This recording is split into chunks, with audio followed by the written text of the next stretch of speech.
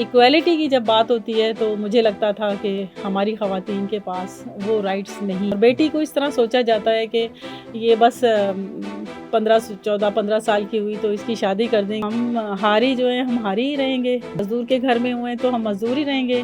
کیا ہم یہ نہیں سوچتے کہ جس طرح سے دوسرے ملکوں کے قوانین ہیں یہاں بھی ایک ایسا قانون ہونا چاہیے کہ کرسچن پرسنل لا جو ہے 1872 کا میرج لا جو ہے اس میں بہت ساری خامیاں ہیں, بہت سارے فلاز ہیں. السلام علیکم ویورز، آپ دیکھ رہے ہیں پروگرام پرچم کا سفید رنگ مشرق ڈیجیٹل پر اور میں ہوں آپ کا میزبان اعجاز راہی. ناظرین، جیسا کہ آپ جانتے ہیں کہ یہ خصوصی پروگرام مائنورٹیز کے حوالے سے، اقلیتوں کے حوالے سے ہم ترتیب دیتے ہیں. اقلیتی جو ہمارے ساتھی بہن بھائی ہیں ان کے مسائل پہ اور کیا کچھ کیا جا رہا ہے، کیا ہو رہا ہے، اس کے حوالے سے ہم بات چیت کرتے ہیں. ان تمام کوششوں کو کرنے کے لیے، ان تمام ایفرٹس کو کرنے کے لیے کہ مائنورٹیز جو ہیں ان کے لیے کیا ضروری ہے قانون سازی کے حوالے سے، ان کی ڈیولپمنٹ کے حوالے سے یا دوسرے جو کارہائے نمایاں ہیں جس کے ذریعے سے ان کے لیے ہم کچھ کر سکتے ہیں، اس میں بہت سارے لوگ انوالو ہیں. آج ہمارے درمیان ان افراد میں سے ایک شخصیت موجود ہے. وہ وائس چیئر پرسن ہے Sindh climate action network کی، کونسل ممبر ہیں human rights commission of Pakistan کی، ایکس ممبر ہیں سب کمیٹی SHRC کی اور نیشنل لابنگ ڈیلیگیشن سے بھی ان کا تعلق ہے. جی ہمارے درمیان موجود ہیں پشپا کماری صاحبہ. آپ کو جی ویلکم ہمارے اس پروگرام پرچم کا سفید رنگ میں. ناظرین، آج ہم ان سے گفتگو کریں گے ان کے حوالے سے، ان کا یہ سفر جب سے یہ اس پہ کام کر رہی ہیں، کیسے یہاں تک پہنچی، کیا کیا، کیوں ضروری انہوں نے سمجھا. میم ایک دفعہ پھر ویلکم ٹو دا پروگرام. آپ کے بارے میں نے بہت سن رکھا تھا اور آپ کی بہت مہربانی ہے کہ آپ نے اپنے وقت میں سے ہمارے لیے بھی کچھ اسپیئر کیا.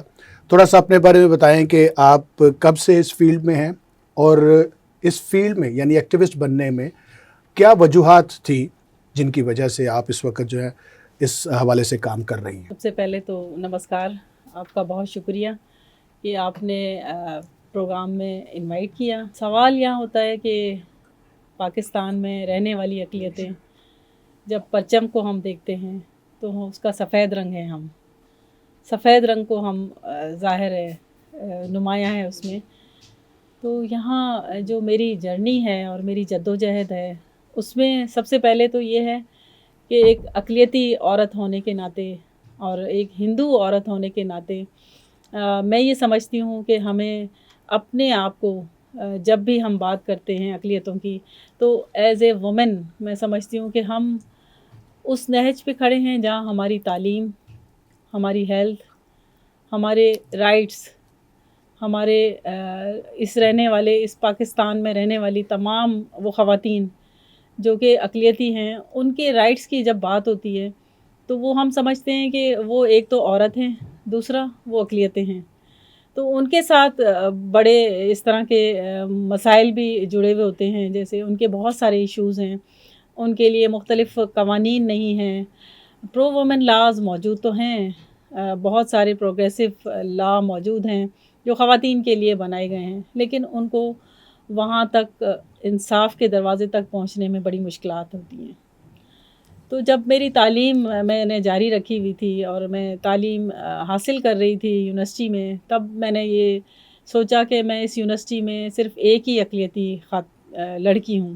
اور اس یونیورسٹی میں جب میں تعلیم حاصل کر رہی تھی تو میں نے یہ دیکھا کہ وہاں پہ اسٹڈی کے دوران مجھے کچھ ایسا محسوس ہوتا تھا کہ خاص طور پہ اقلیتی ہونے کے ناطے کافی جگہوں پہ ہمیں ایک الگ نظر سے دیکھا جاتا ہے. ہمیں اس طرح سے دیکھا جاتا ہے کہ یہ کوئی الگ شاید مارس سے آئی ہوئی خاتون ہے یا پھر کہیں کسی اور دنیا کی کوئی اور مخلوق سمجھا جاتا.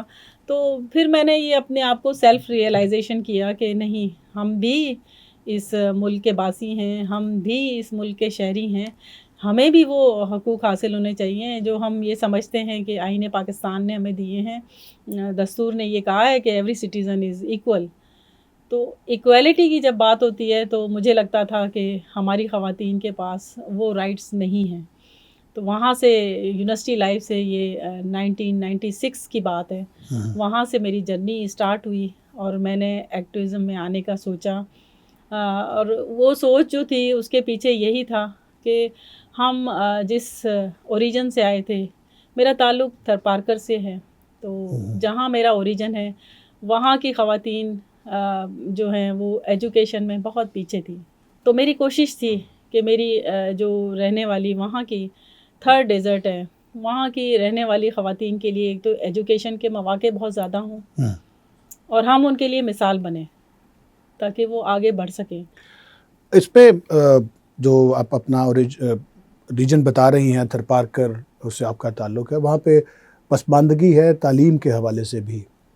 کیا پیرنٹس کی طرف سے، خاندانوں کی طرف سے کچھ اس طرح کی پابندیاں ہیں، یا سہولیات اتنی ہیں کہ وہاں کی خاتون یا لڑکی جو ہے وہ زیادہ تعلیم نہیں حاصل کر سکتی، جو کچھ آؤٹ آف دا باکس سوچتی ہیں اور آگے جا کے کچھ کرتی ہیں وہی تعلیم حاصل کر سکتی ہیں؟ کیا ایسا کچھ ہے کہ پابندیاں یا فیملیز کی طرف سے کچھ اس طرح کی ریسٹرکشنز ہیں؟ دیکھیں، ایک تو کلچرل بیریئرز ہوتے ہیں ہمارے پاس، ہمارا کلچر کس طرح کا ہے. دوسرا، تعلیم نہ ہونے کی وجوہات یہ بھی ہیں کہ پاورٹی بہت زیادہ ہے، غربت بھی ایک وجہ ہے. بہت سارے فیکٹرز اس میں شامل ہوتے ہیں. ایک تو کلچر بھی ڈیپینڈ کرتا ہے. تو جس زمانے میں میں تعلیم حاصل کر رہی تھی، بہت کم لڑکیاں جو ہیں وہ یونیورسٹیز تک پہنچ پا رہی تھیں، بہت کم لڑکیاں جو ہیں وہ کالج تک پہنچ پا رہی تھیں. اس کی وجہ یہ تھی کہ ان کے پیرنٹس جو ہیں ایک تو غربت کی لکیر کے نیچے، وہ ان کی جو ہے وہ پاورٹی بہت زیادہ تھی. نمبر 2 کہ اس میں آپ یہ کہہ سکتے ہیں کہ وہ جو بچیاں تھیں ان کی انرولمنٹ اس اسکولس تک پہنچنے کے لیے وہاں ماں باپ جو ہیں وہ زیادہ تر لیبر طبقے سے تعلق رکھتے ہیں، تو وہ اپنے بیٹوں کو زیادہ تعلیم کی طرف رجحان ان کا اس لیے بھی تھا کہ شاید ہم یہ سوچتے ہیں نا کہ بیٹے کو پڑھائیں گے تو وہ ہمارا آئندہ کا سہارا بنے گا، اور بیٹی کو اس طرح سوچا جاتا ہے کہ یہ بس 14-15 سال کی ہوئی تو اس کی شادی کر دیں گی. اس کو ایک کانسیپٹ یہ بھی تھا کہ شاید یہ ہمارے اوپر بوجھ ہے. حالانکہ بیٹی تو ہمیشہ سے ماں باپ کے لیے سوچتی ہے، لیکن یہ بھی تھا رحمت بھی ہے. تو یہ ایک سوچ کار فرما تھی کہ اس میں ہم یہ سوچتے ہیں کہ شاید بیٹیوں کو پڑھانا، اس پر اتنے انویسٹ کرنا جو ہے وہ ہمارے لیے جو ہے وہ بہتر نہیں ہے، فائدے مند نہیں ہے. یہ بھی ایک کانسیپٹ ہے. انویسٹمنٹ اچھی والی نہیں ہوتی.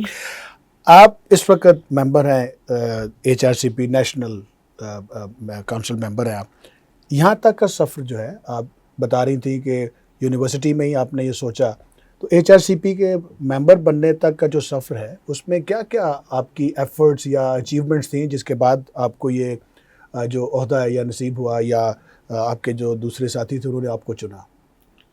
دیکھیں، HRCP میں جو میرا شامل ہونے کا اور اس کارواں میں ساتھ چلنے کا صرف ایک ہی میرے جو مینٹور تھے آئیے رحمان صاحب، میں ان کو اپنا مینٹور مانتی ہوں، کیونکہ اس وقت 2007 کی بات ہے.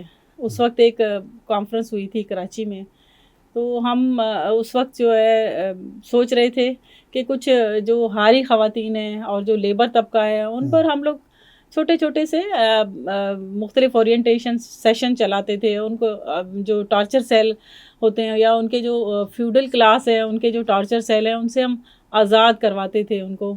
تو اس وقت آئیے رحمان صاحب نے ایک کانفرنس بلائی تھی کراچی میں، تو ہم لوگ تھر سے اور مختلف جیسے سانگھڑ ڈسٹرکٹ سانگھڑ ہے، ڈسٹرکٹ تھرپارکر ہے، یا پھر ڈسٹرکٹ بدین ہے، وہاں سے بہت سارے ہاری جو ہیں وہ ان کے ساتھ میں اس کانفرنس میں شرکت کی. اور میں نے وہاں پہ صرف ایک ہی بات کی، آئیے رحمان میرے سامنے تھے، میں نے ان سے کہا کہ کیا ہم ہاری جو ہیں ہم ہاری ہی رہیں گے؟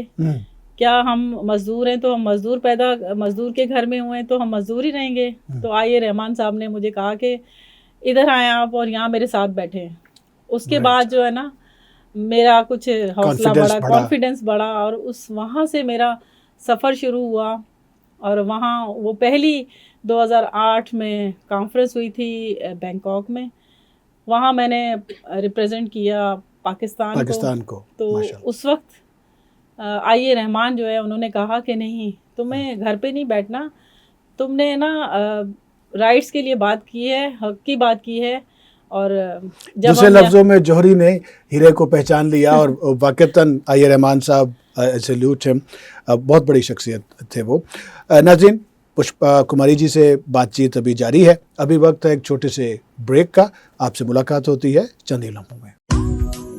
घर हो वहां, सुकून का तहफ़्फ़ुज़ हो जहां, अजवा सिटी लालिया, अल्हम्दुलिल्लाह, शेखोपुरा, खानेवाल, साहिवाल, पाकपतन, आरिफवाला में शानदार कामयाबी के बाद अब लालिया में एक बेमिसाल हाउसिंग सोसाइटी अजवा सिटी लालिया, खास उनके लिए जो बरवक्त सरमायाकारी की अहमियत को जानते हैं, जहां खूबसूरत मेन गेट, 80, 40 और 35 फीट के कुशादा carpeted roads, green belts, street lights, बिजली, ग्रैंड जामिया मस्जिद, कब्रिस्तान, बाउंड्री वॉल, इंटरनेशनल मयार का स्कूल, खूबसूरत parks, play area, community club, सीवलेज, commercial market, 24/7 security और जदीद सहूलियात से आरास्ता लालिया शहर की पहली हाउसिंग सोसाइटी, जहां 3, 5, 7 और 10 मरला के रिहायशी व कमर्शियल प्लॉट्स 15% एडवांस से बुकिंग करवाएं और 25% अदायगी पर कब्जा हासिल करें। 3 और 4 साल की आसान माहाना अक़सात में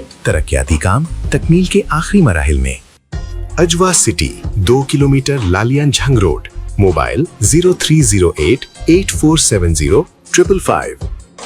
A project of Ajwa builders. Welcome back नाज़रीन, हमारी गुफ्तगू चल रही है पुष्पा कुमारी जी से। मैम ये बताइएगा कि सिंध में, आप चूँकि आपका ताल्लुक सिंध से है तो इसलिए मैं उसी हवाले से सवाल करने लगा हूँ कि वहाँ पे जो हिंदू माइनॉरिटीज़ हैं उनके मसाइल क्या क्या हैं, इस वक्त जो दरपेश मसाइल हैं वो क्या हैं? देखें, अगर मसाइल की बात करें तो बहुत सारे मसाइल हैं, लेकिन एक बर्निंग इशू जो मैं समझती हूँ कि उसको सॉर्ट आउट हो या उस इश्यूज़ को रिज़ॉल्व होने की जो ज़रूरत है, जो ख़ास तौर पे हम ये देखते हैं कि जो माइनर गर्ल हैं, जो बच्चियां हैं, उनकी कन्वर्जन से रिलेटेड इश्यूज़ बहुत ज़्यादा हैं। और सिंध हो या फिर पंजाब हो, हम देखते हैं कि बच्चियों की कन्वर्जन का जो डे बाय डे इंक्रीज़ हो रहा है, ये केसेस सामने आ रहे हैं। और उनका कोई जैसे आपने रिसेंटली देखा मारिया शहबाज का केस हुआ था, तो इस तरह के जो केसेस हैं वो सिंध में भी मौजूद हैं। जो हिंदू कम्युनिटीज़ हैं, ख़ास तौर पे जो बच्चियां हैं, ख़ास तौर पे माइनर हैं, उनके कन्वर्जन के बहुत ज़्यादा केसेस सामने आ रहे हैं। उनके केस रिज़ॉल्व नहीं होते हैं, उनको इंसाफ नहीं मिलता है। क्या हम ये नहीं सोचते कि जिस तरह से दूसरे मुल्कों के कवानीन हैं, यहाँ भी एक ऐसा कानून होना चाहिए कि आप जब एक मज़हब से उसकी तफसीर के साथ उसको समझ के, पढ़ के, और ख़ास तौर पे एक छोटे बच्चे की इतनी जो है वो मैच्योरिटी या उसके शऊरी तौर पे इतना साउंड नहीं होता है वो कि वो मज़हब की तालीम हासिल कर पाए। तो जब मुझे अपने मज़हब की तालीम हासिल करनी होती है तो मैं दूसरे मज़ाहिब की तालीम पूरी पढ़ के, एक प्रोसीजर होना चाहिए कि आप जब कन्वर्जन की तरफ जाएं या अपने किसी फेथ से मुतासिर हों तो उसको पूरी तफसील के साथ पढ़ कर फिर उस तरफ कन्वर्ट हों। उसका एक प्रोसीजर होना चाहिए। मैम, हमारी नज़र में जो हम पढ़ते हैं, देखते हैं, जो नज़र आता है कि सिंध गवर्नमेंट जो है वो माइनॉरिटीज़ को लेके अब बड़े अच्छे इक़दामात उनकी तरफ से भी उठाए गए। अभी अब हालिया जो सिंध असम्बली है उसमें डिप्टी स्पीकर जो हैं नवीद एंथनी, वो भी माइनॉरिटी से उनका ताल्लुक़ है। तो क्या आप समझती हैं कि गवर्नमेंट ऑफ सिंध, या मैं अगर सीधा ही नाम लूँ तो पीपल्स पार्टी जो है, वो माइनॉरिटीज़ के लिए कुछ बेहतर सोचते हैं बनिस्बत दूसरी जमातों की? जी, वो एक पीपल्स पार्टी एक प्रोग्रेसिव जमात है। आप देखें कि डिप्टी स्पीकर जो है हमारे क्रिश्चियन कम्युनिटी से हैं, हमारे मसीह एंथनी नवीद साहब हैं। जी जी। और ये एक बहुत अच्छा मैसेज गया है पूरी वर्ल्ड में कि डिप्टी स्पीकर जो है हमारी किसी और फेथ से बिलोंग करते हैं। इससे पहले सेनेटर भी एक मीना कुमारी को भी सेनेटर बनाया जी, कृष्णा कुमारी, सॉरी जी बिल्कुल, वो जी। मेरी छोटी समझे के बहन ही हैं। अच्छा। तो वो कृष्णा कुमारी को सेनेटर जब बनाया गया तो हमारा जो मोराल है बहुत ऊपर गया, हाई हुआ। हम अक़लियतें समझने लगी कि नहीं, गवर्नमेंट में स्टेट की तरफ से भी हमें कोशिशें की जा रही हैं स्पेस देने की। तो मेरे ख़्याल में ये बहुत अच्छा मैसेज गया है। और पीपल्स पार्टी ने बहुत अच्छे लॉज भी बनाए हैं आपके अक़लियतों से मुतल्लिक जो है, उनके कुछ लॉज जो हैं, जैसे हिंदू मैरिज बिल। हाँ जी, वो उसी पे मैं अगला सवाल आपसे करना चाह रहा था कि तो सिंध गवर्नमेंट तो है, जो हिंदू मैरिज एक्ट है 2017 में शायद वो अप्रूव हुआ, 17-18 में, उसके बारे में आप थोड़ा सा बताइए कि आपकी या आपकी जो दूसरी आपकी जो एक्टिविस्ट साथी हैं उनकी क्या एफर्ट्स थी उसमें, और उस तनाज़ुर में आजकल भी कुछ चीज़ें जो और भी कुछ सरगर्म हैं, اس پہ آپ کا کیا خیال ہے, اس پہ بھی آپ رائے دیجیے گا. پہلے آپ جو ہندو میرج ایکٹ ہے اس پہ تھوڑا سا ہمیں پلیز دیکھیں, ہندو میرج بل کے لیے ہم نے بڑے جدوجہد کی, بڑی اسٹرگل کی. اس کا ڈرافٹ جو ہے وہ بنانے میں ہماری national lobbying delegation for minority rights کے بڑے ایفرٹس تھے. اس کے بعد جب یہ پیش ہوا ظاہر سندھ اسمبلی میں 2017 میں, تو یہ پاس بھی ہو گیا. ہم یہ سمجھتے ہیں کہ اقلیتی خواتین جو ہندو خواتین ہیں ان کی شادیاں رجسٹرڈ ہونی چاہیے. ہمارے جو پنڈت صاحبان ہیں, یا جو جیسے آپ کے نکاح خواہ ہوتے ہیں اسی طرح ہمارے پنڈت بھی رجسٹرڈ ہونے چاہیے, ہمارے لائسنسڈ ہوں. اور ہر کسی کو جیسے کسی کو یہ نامینیٹ نہ کیا جائے کہ وہ جو ہے شادی کا سرٹیفکیٹ لے کے کوئی بھی جاری کر دے. تو میرے خیال میں یہ ایک اچھا گیسچر ہے, اور یہ ایک اچھا ہم تک میسج آیا ہے کہ 2017 میں جو ہے وہ ہمارا ہندو میرج ایکٹ بن چکا ہے. اور اس میں سندھ کی خواتین کی جہاں تک میں بات کروں گی, ان کی شادیاں رجسٹرڈ ہو رہی ہیں, ان کے پنڈت لائسنس یافتہ ہو رہے ہیں, مختلف ڈسٹرکٹس میں امپلیمنٹ پہ کام ہو رہا ہے. تو میرے خیال میں یہ پورے ملک میں جو رہنے والے ہندوز ہیں ان کے لیے ایک اچھا میسج آئے گا کہ 1947 سے لے کر 2017 تک کسی کو خیال نہیں آیا کہ اس ملک میں رہنے والے سفید رنگ بھی موجود ہے. لیکن اب میرے خیال میں وہ وقت نہیں رہا. اب جو ہے اسٹیٹ اور ریاست بھی یہی سوچتی ہے کہ اس ملک کی اقلیتیں جو ہیں ان کے لیے قوانین بننے چاہیے. یہ تو فیملی لا ہیں, یہ تو ہم پر لاگو ہوں گے. اسی طرح سے آج کل کچھ جو بحث جو بہت گرم ہے اس حوالے سے کہ کرسچن میرج ایکٹ, اس پہ آپ کی رائے کیا ہے, اس پہ آپ کیا سوچتے ہیں؟ دیکھیں, ہندو میرج ایکٹ جب بنا تو میں ایز اے ہندو وومن میں نے بھی اپنی شادی رجسٹرڈ کرائی. اسی طرح آنے والے جو جوڑے ہیں وہ اپنی شادیاں رجسٹرڈ کرائیں گے. اسی طرح میں سمجھتی ہوں کہ کرسچن پرسنل لا جو ہے 1872 کا میرج لا جو ہے اس میں بہت ساری خامیاں ہیں, بہت سارے فلاز ہیں. وہ جو فلاز ہیں 1872 میں انگریزوں نے بنائے تھے. اب انگریز جو جب آیا تب دوسری اس وقت لائٹ نہیں تھی, مغرب کے بعد شادی کی اجازت نہیں تھی. اس میں عمر جو ہے 1872 میں 13 سال لکھی ہوئی ہے. اب جو ہے وہ 13 سال میں ہم شادیاں نہیں کرتے ہیں بچیوں کی. تو میرے خیال میں اس میں کچھ ایسے جو لکوناز ہیں, یا اس میں وہ جو لکوناز کو ایڈریس ہونا چاہیے. اور خاص طور پہ میں مسیحی جو جتنے بھی اس ملک میں رہنے والی خواتین ہیں, میں ان کی طرف سے یہ کہوں گی کہ وہ بھی یہی چاہتی ہیں کہ ان کی شادیاں رجسٹرڈ ہوں. آپ ہر کسی کو یہ اجازت نہیں ہونی چاہیے کہ وہ ان کی شادیاں بھی رجسٹر کرے یا ان کی شادیاں رجسٹرڈ, کیونکہ آج کل جو ہمارا جدید دور ہے, اب انگریزوں نے 1872 میں بنا تو دیا, لیکن انہوں نے اپنے قوانین وہ 1872 والے نہیں رکھے, انہوں نے چینج کر دیے, ان کے اپنے چینج ہیں. تو کیا وہ مسیحی نہیں ہے؟ کیا وہ مسیحی نہیں ہے؟ وہ ہمارے لیے امپوز کر کے چلے گئے, وہ ہم پہ اپنے لیے وہی آزادی والے اور وہ جو جینون ہیں جو ہونے چاہیے اپنے لیے وہ رکھے. وہ جدید دور سے منسلک ہو گئے, انہوں نے جدت کو اپنا لیا, لیکن ہمیں اسی پرانے دور میں دھکیل رہے ہیں. ہم اسی اسٹون ایج میں کیوں رہیں؟ باتیں بہت ساری ہیں جی, لیکن وقت کا تقاضا ہے کہ ہم اس کو ہمیں بھی یہیں پہ روکنا پڑے گا. ناظرین, ہماری مہمان تھیں آج پشپا کماری صاحبہ, بہت اچھی گفتگو ان کے ساتھ رہی. میں ذاتی طور پر بہت انسپائرڈ ہوں کہ انہوں نے جو جرنی طے کیا, اور آئی رحمان صاحب نے ان کو اپنے ساتھ پہلی دفعہ جب انہوں نے یہ کہا تو وہ یہ صف وہاں سے شروع کر کے آج بہت ساری دوسری خواتین کے لیے وہ ایکٹیوسٹ کے طور پر کام کر رہی ہیں. ہماری دعا ہے کہ وہ اسی طرح سے کام کرتی رہیں, ان کی انسپریشن جو ہے وہ دوسری نوجوان لڑکیوں میں اور خواتین میں بھی ٹرانسفر ہو, اور وہ بھی اپنے حقوق کے لیے اس طرح سے بات کرتی رہیں. آپ سے ملاقات ہوگی انشاءاللہ اگلے پروگرام میں. تب تک کے لیے اللہ نگہبان.